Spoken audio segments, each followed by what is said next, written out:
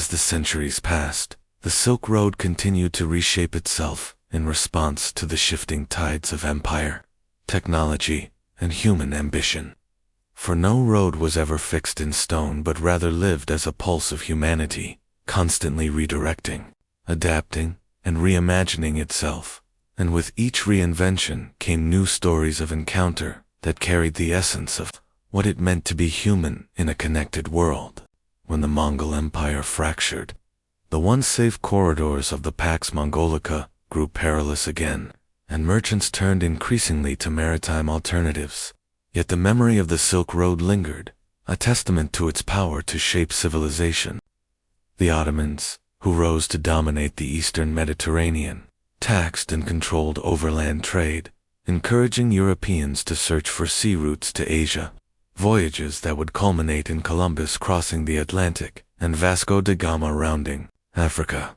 Ironically, the decline of the Silk Road on land sparked the beginning of global maritime empires, and in this way, its legacy lived on. For the dream of connection that had driven caravans across deserts now propelled ships across oceans.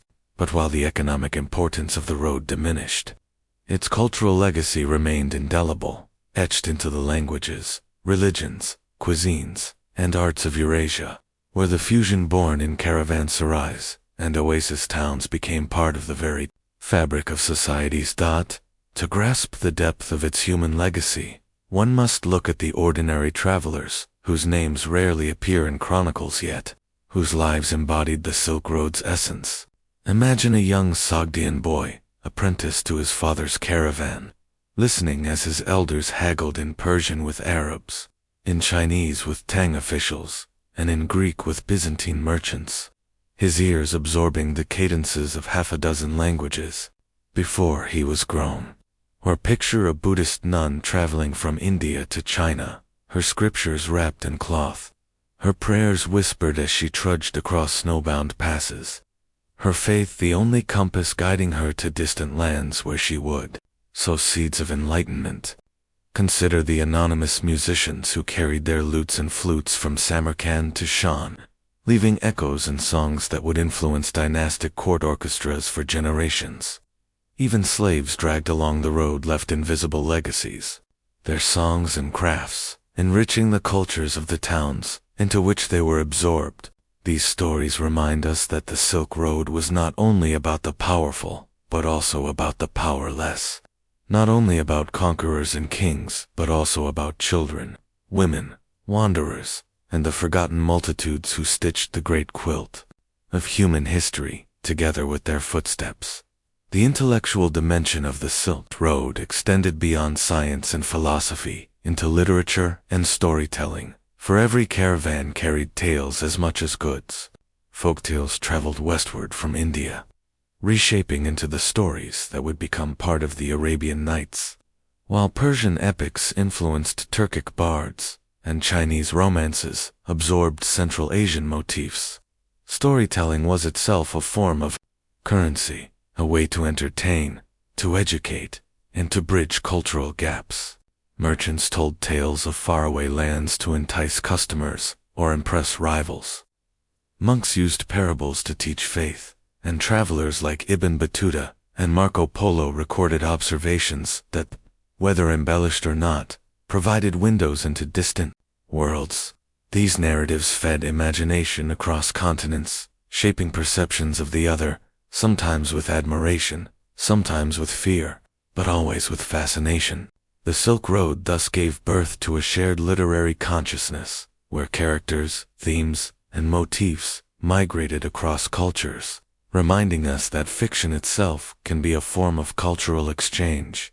In examining the road's legacy, we must also confront its darker undercurrents, slavery, exploitation, and domination realities often glossed over in romantic visions of caravans and bazaars. Slave markets dotted the Silk Road, where humans were traded as readily as fabrics or horses, and captives taken from the steppes or from wars in Central Asia found themselves sold in distant lands, their labor fueling economies far from home.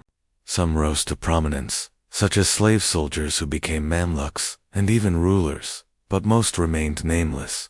The traffic in people reminds us that the Silk Road was not a utopia of equal exchange, but a reflection of human complexity, capable of cruelty as much as creativity. Similarly, the road was not free from suspicion and xenophobia. Merchants were sometimes distrusted, foreign religions persecuted, and communities scapegoated in times of plague or famine.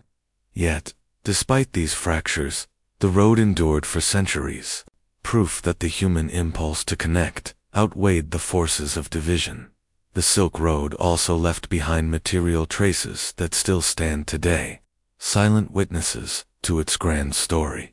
The Registan of Samarkand, with its glittering mosaics and towering madrasas, embodies the fusion of Islamic, Persian, and Central Asian artistry.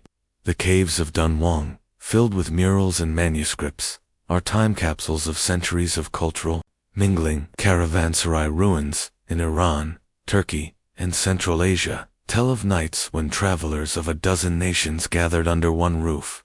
Even language preserves echoes. Words for silk, spice, and fruit crisscross across families of languages, carrying with them the memory of journeys long past.